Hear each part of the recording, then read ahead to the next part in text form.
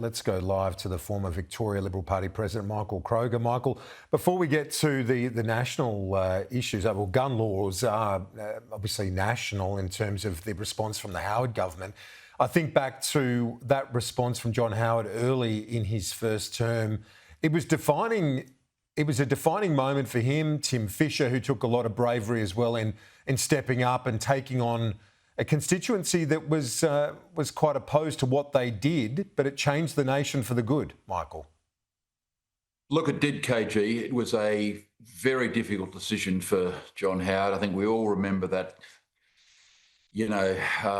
profoundly disturbing event where he had to put on a flak jacket because he was advised that it could be dangerous for him to speak at a rally with gun owners, and he, spoke with the flak jacket on.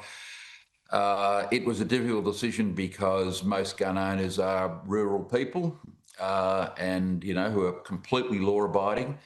So within the coalition and within the National Party, it was a very difficult time, but in the end, it did change the nation. I remember him saying recently, though, by the way, when he gave a speech in Texas one year, and when he mentioned the achievements of the Howard government, including gun control, it didn't go down well in Texas, but in Australia, mate, he did the right thing, and we're a better nation for John Howard's courage.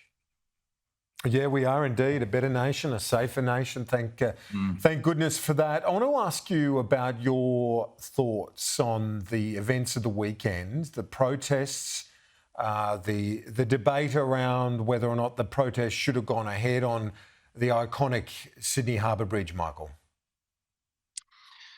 Look, it shouldn't have gone ahead. Chris Minns, the Labor Premier, was right. The police were right. There's no reason why that demonstration couldn't have taken place in another area of Sydney. I mean, the right to demonstrate is not the right to inconvenience everybody else. It's not completely unfettered.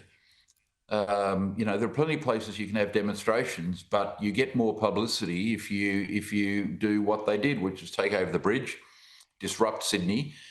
And of course, at that demonstration, KG, there were a huge number of very genuine people who were concerned about the visuals they were seeing of starvation in Gaza.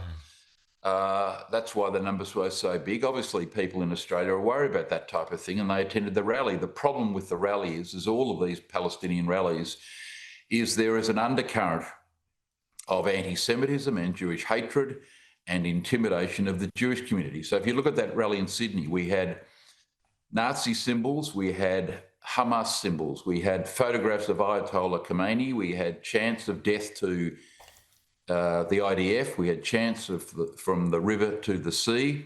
We had no Australian flags. If it was a march for humanity, why weren't there Australian flags, American flags, British flags, Israeli flags, or none of them? None of them. And we had no criticism of Hamas, no signs slagging off Hamas or calling for their surrender, no signs calling for the hostages to be released.